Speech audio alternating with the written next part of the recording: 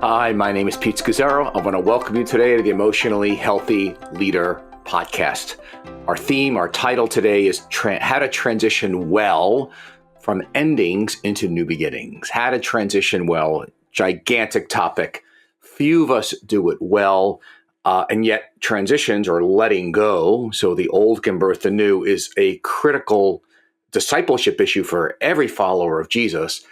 But it's actually a very critical issue for every leader in Jesus' church. And we've got to master it well, capture the nuances of it, because it is so large, touching on so many other issues of our relationship with God. And so it's critical we learn this. And actually, the world around us and the people we serve really need us to learn this as well so we can serve them. So now the reason for today's topic of transitioning well is I've been writing and thinking about this for actually decades, almost 30 years. But I've been experiencing a deepening, a nuancing, and enlarging additional insights around the topic as I'm in the midst of two large transitions myself. The first is I am actually moving from Queens after 40 years of living here, 30 years in one house in particular. And then secondly, the transitioning going on within Emotionally Healthy Discipleship as a global ministry. Both are incredibly significant. And again, God has been meeting me in such rich ways that I said, wow, this merits a podcast, especially as I am in the midst of both of them. So the word I want to leave you with, and I want you to capture and hold on to, is the word savor, S-A-V-O-R. It actually means to taste, to like tasting good food or good drink. It's and enjoying it completely. That's the dictionary definition. It's enjoying a food or an experience slowly in order to enjoy it as much as possible. And much like you taste perhaps chocolate and you savor every mouthful. And so it's the opposite of going through something quick or expediently or speedily. It's really a fruit or an outworking of a contemplative spirituality, a slowed down spirituality with God. In other words, a spirit that leads us into one phase or season or moment is also the same spirit that leads us out into a new season. It's the same Holy Spirit. So let me review a bit about transitions that perhaps you've heard in other places, and then I want to expand it with you here today in this podcast. So transitions come in all sizes. It's a continuum from big to small, and each carries its own challenges and unique pains. There's losses, for example, in relationships. We outgrow certain friendships, or the season ends. Things change, people change, we change. There are personal changes we go through, whether it's sickness or illness, emotionally, physically. It could be stopping and starting a school or a new program. It could be moving. Then there's inner changes where we move on from an old image of ourselves that we had, or a dream that, in a sense, we outlived it. It's over. That's not our dream anymore. Yet it informed our life. It may be we're transitioning out of a wrong belief we had, and we've been carrying that wrong belief as baggage, and it's time to really let that thing go. There's work ministry transitions that we go through, things like our role changes, or we leave one ministry for another, or the church actually moves its geographical locations or goes through a big transition, or we have a new supervisor or new board members, or there's a shift in generations where the way we were doing ministry before needs to shift because the challenges facing this new generation or the next generations are so unique that it's forcing a new season of changes. And then there's, of course, changes that just happen with growth of people moving on to start a new ministry or a new church. And then, of course, there's the natural changes that happen as we go through the developmental stages of adulthood. And whether it's from young adult to middle age, and that challenges to young old age, et cetera, et cetera. And then we find there's dreams that we had that are over. They're not going to happen. And that's one of the great challenges of often midlife is mourning and the deaths and loss of dreams we may have had. But it's letting go, transitions of something that no longer fits very often. And it's discerning, oh, this season is over. And God is prodding us. Sometimes he thrusts us into the transition. Sometimes it's God prodding us from the inside out slowly to let go and move on to something else that's going to bloom for us. But let me ask you, just as we launch here today in this podcast, what are some transitions or endings in which you are finding yourself in today? What's a transition or an ending in which you find yourself today? Now, the whole history of God's people is one of transition. Just think about Abraham, Isaac, Jacob. They're transitioning as he's traveling, right? And then to Joseph, and then God transitions his people from the land of Canaan into Egypt. And then there's the slavery, and then there's a transition out of slavery as they move to the promised land. But first is a transition to 40 years in the desert, and then they come into the land, and then there's a taking of the land with Joshua. And then over time, there's the monarchy and the launching of David, Saul, and then David and Solomon.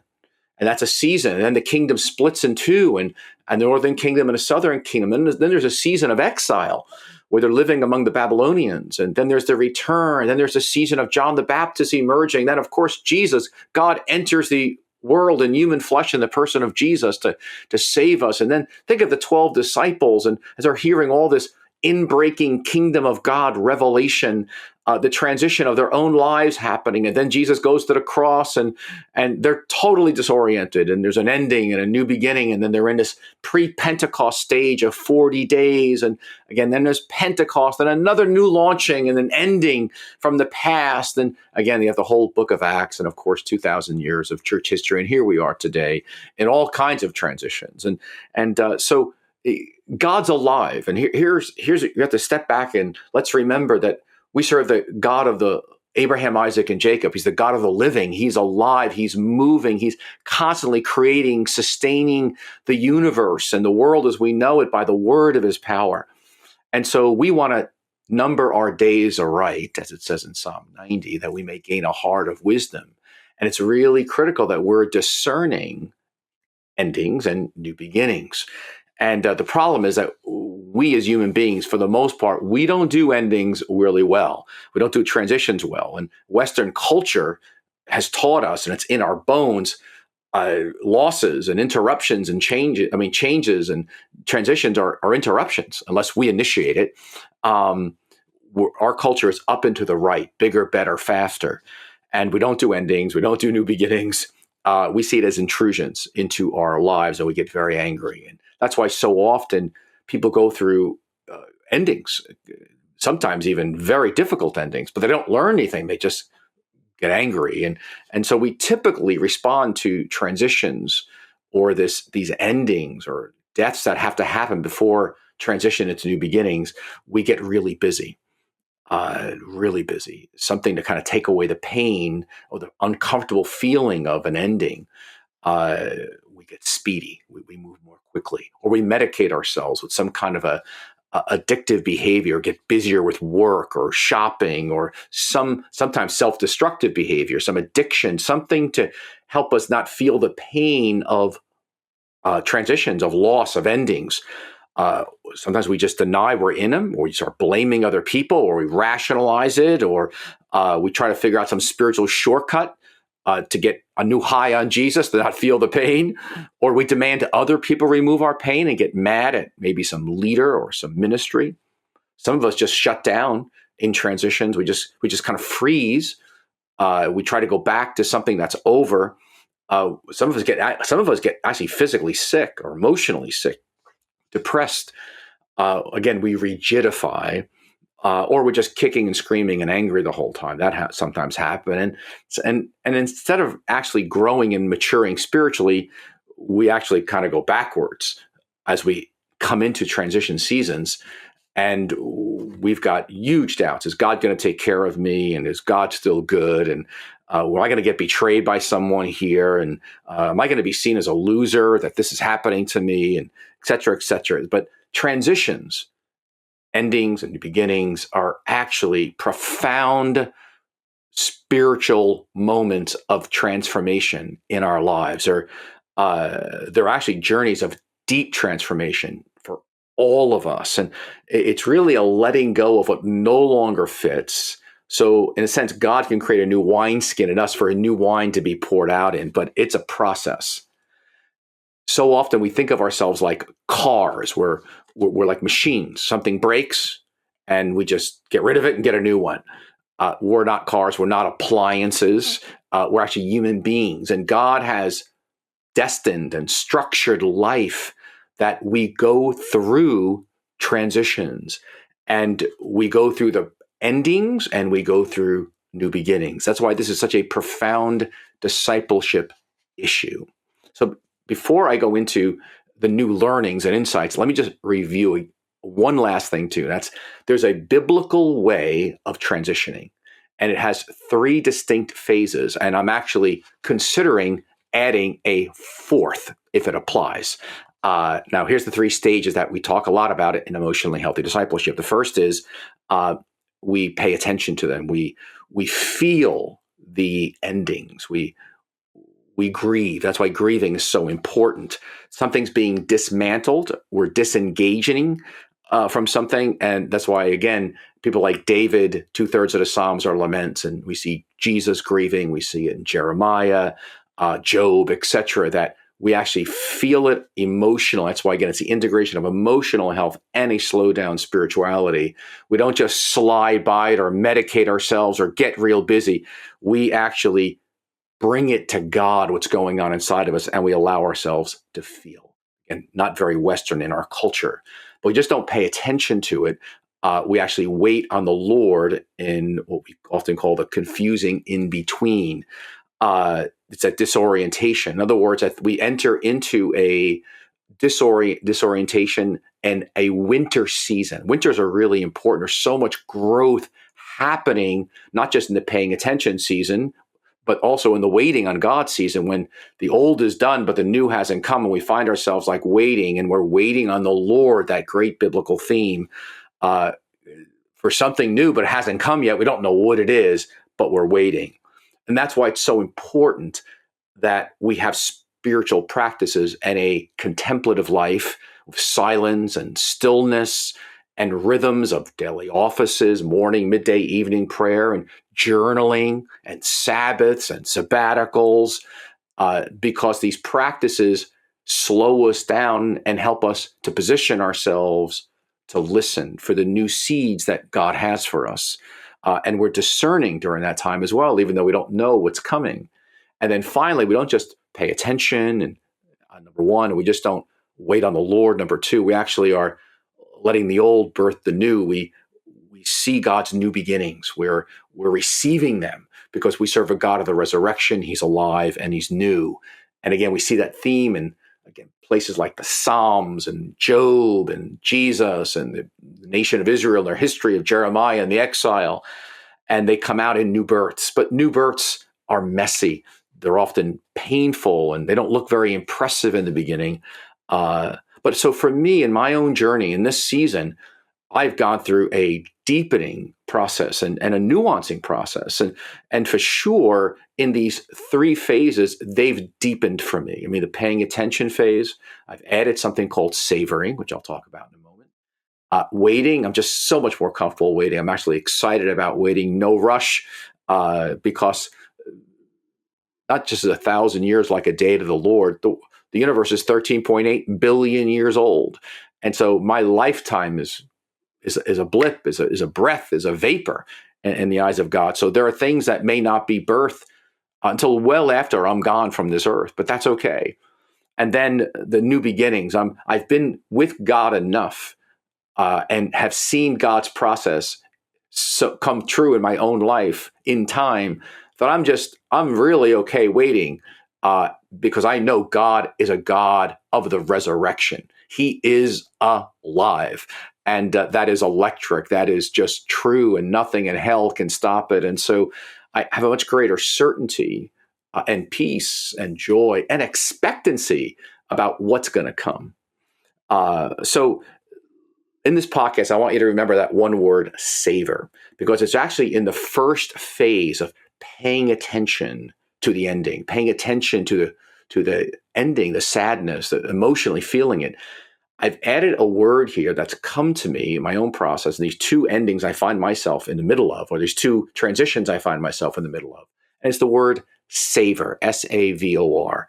And again, it means to taste, to taste like good food or good drink, to taste an experience and enjoy it completely. So it's a larger word or more uh, picturesque word than simply appreciate or be grateful, although it's related, of course. It's enjoying it as much as possible, and it's the opposite of okay. I pay attention to it; it's really painful. It's over, and I'm moving on. I'm waiting on the Lord.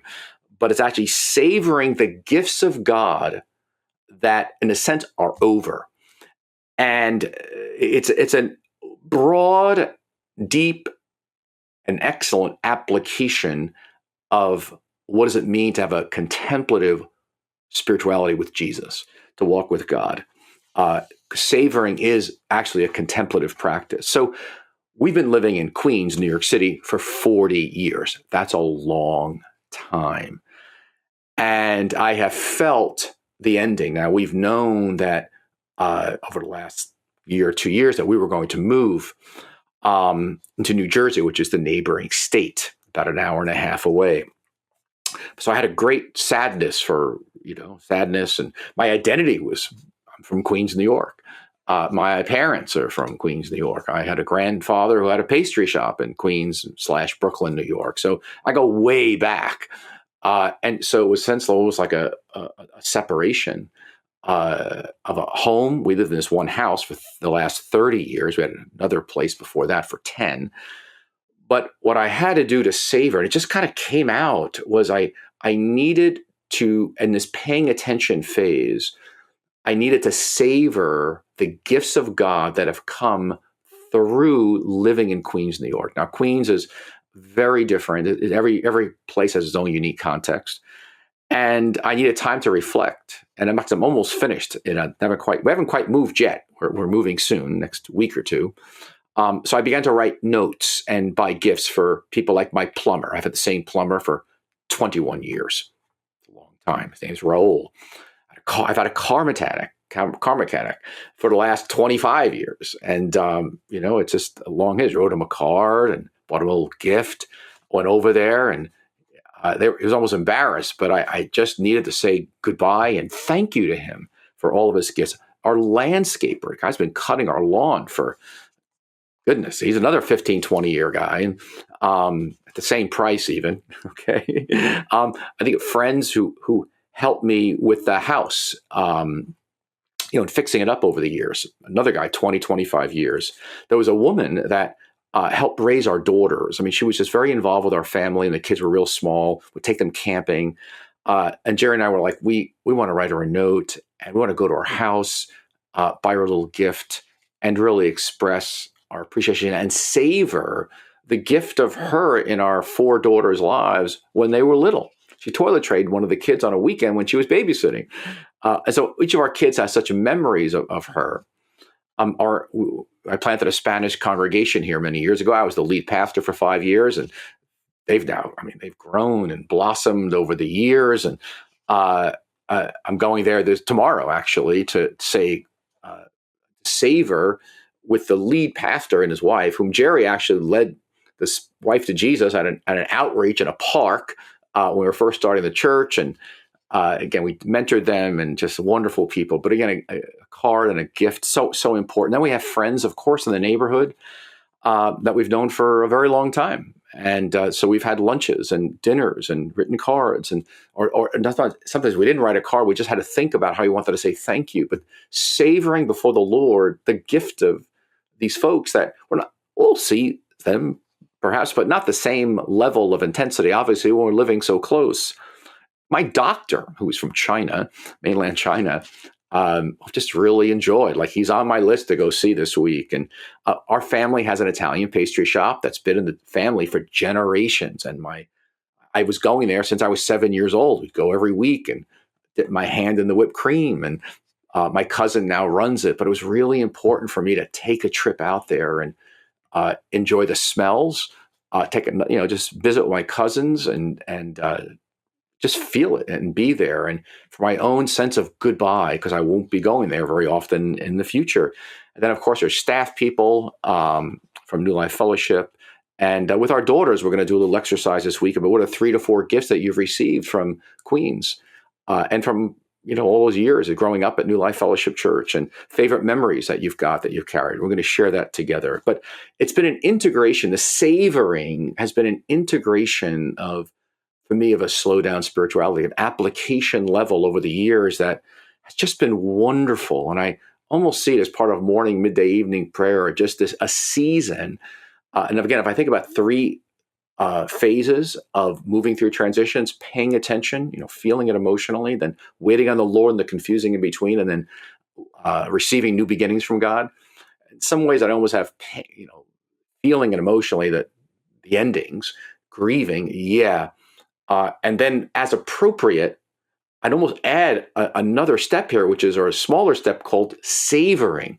What are the gifts that God gave you in that season? Now, again, this doesn't always apply to every transition. Some are just catastrophic and painful. That's not the time at all to do something like this. But I think the savoring before the Lord has been so rich for me, and it's actually deepened the other phases of waiting, and as I anticipate new beginnings. So much has been impacted by this savoring that I'm bringing to a conclusion over the next week to 2 weeks. But the second big transition I find myself in, which began actually about 1.5 years, 2 years ago, which is looking at emotionally healthy discipleship as a parachurch ministry long-term, not just for the life of Pete and Jerry Scazzero, but looking over the next 2-3 generations. We realized we started emotionally discipleship actually 12 years ago as I was transitioning out of New Life. We started as a ministry to kind of bring the riches of what we had discovered around emotionally healthy spirituality to the world. We'd written some books at that point. We were trying to help some other churches. We wanted to bring some structure to it. But to our surprise, the ministry grew and exploded to where it is today, where it's a global ministry in well over 20 countries, and materials have developed, and it's become quite a movement with thousands of churches running the emotionally healthy discipleship course for their churches, emotionally spirituality, emotionally relationships, and there are actually thousands of pastors who are now engaged in this in this material for your own lives, which is just wonderful. It grew far beyond anything we could have imagined, and so it became very clear to our board and even finally to me that this was not about Pete and Jerry. This was something God is doing in the world today that needed to continue, and so we began to work on a succession process a couple of years ago, which is it's got another couple of years to go, but it's unfolding. And so we've got 2 people in place that will take my role as, quote, executive director, president of the ministry. I will transition to being a writer and mentor and developing content and doing things like this podcast. But I'll transition my role out of running it, and we'll begin to get retooled. We're moving from a ministry that in a sense was focused around Pete and Jerry Scazzero to a movement around a charism from God. And our mission is revolutionizing the church through emotional health and a slow down spirituality. And it's that combination of emotional health with a slow down spirituality, drawing from the riches of church history and monasticism, as well as emotional health, bringing these 2 together to leadership and to church culture that profoundly transforms the way the church does mission. And this needs to go on and needs to continue to be developing and unfolding as we transition to the next generation of leadership over the next couple of years. But it's a transition. And the ministry's changing again from around Pete and Jerry to a movement. It's very exciting. And I am more convinced than ever God's hand upon emotional discipleship to revolutionize the church. But I see now this is so much bigger than anything I could have ever imagined or dreamed of. So you stay tuned as this thing continues to unfold. And so one of the initiatives we began about 4 or 5 years ago, which is really now multiplying, is a school of emotionally healthy leadership for pastors and leaders in particular to experience the material before they teach it and bring it to their churches. And that has expanded, is now taking place. And other places in the world like Europe and Australia, New Zealand, and Latin America, as well as here, of course, in North America. And I would encourage you to go to our website and check that out, look into it, because it's so significant that we found that we can write materials and even do podcasts that are outstanding. But it's not enough for deep transformation in pastors and leaders and others in order to bring it to their ministries. They've got to actually experience it. And so we have been in a slow evolving process of creating experiences that are experiential around theology, things that you've read about in books and heard in podcasts, but actually doing them in your life in a mentoring way. And so through Zoom, we lead the School of Emotional Healthy Leadership for pastors and leaders. So if you're a pastor or leader, please go to our website, look that up, because you have to apply and all that. But it's gold. It's gold. So stay tuned. But I want to actually invite you to download an ebook that we just released. It's called Leader Shift. What needs to shift in your leadership? And at emotionallyhealthy.org/leadershift. Go to that link, and it's free. And it's actually discover the 8 pivotal breakthroughs of emotionally healthy leaders. Before I wrote the Emotionally Healthy Leader book, I actually created these charts around the 8 big themes of what's different about an emotionally healthy leadership from traditional standard leadership. And so I take various themes like face your shadow, lead out of your marriage, creating healthy culture in teams. One of actually is endings and new beginnings is one of them. And these charts put side by side kind of standard way of we lead them through these things and an emotionally healthy way. I would call it a more fuller biblical way. And so again, endings and new beginnings, like we're talking about here, is one example of the 8 different charts. But go to emotionallyhealthy.org/leadershift. Download that free ebook. I think you'll really enjoy it.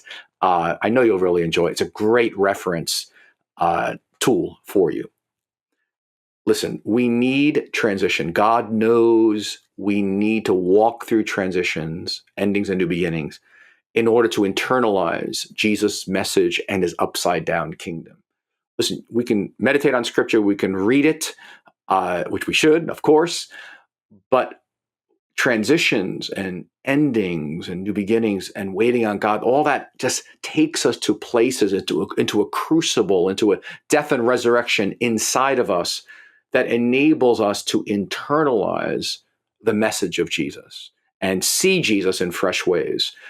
That's why they're so important. So don't be dismayed or afraid by the transition in which you find yourself today or the ending in which you find yourself today. Jesus is alive.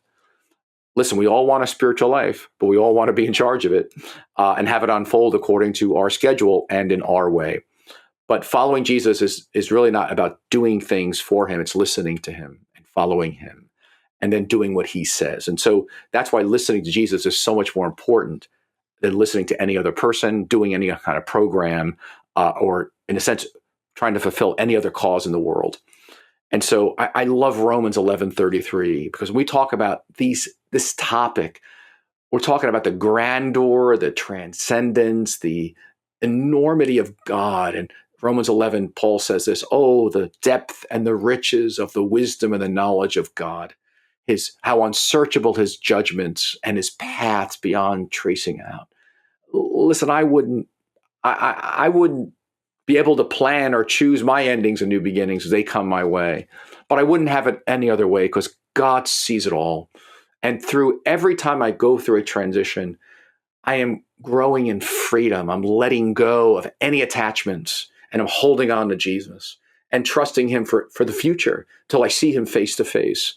But there is no other way to learn to let go, to learn to attach to Jesus alone, to allow him to do profound works of transformation inside of us. And I like, and I'll close with this quote by Rainer Maria Rilke that wrote in the early 1900s. He was a German poet. He said this, let your judgments or your discernments come from deep within, because those discernments cannot be pressed or hurried.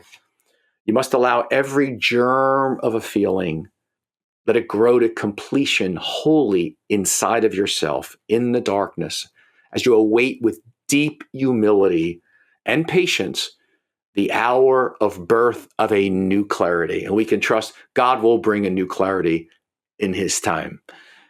It's just a process to get there. Again, I trust you can hold on to Jesus alone in your transition. So again, let me invite you to check out that new ebook as we close here called Leader Shift at emotionallyhealthy.org/leadershift.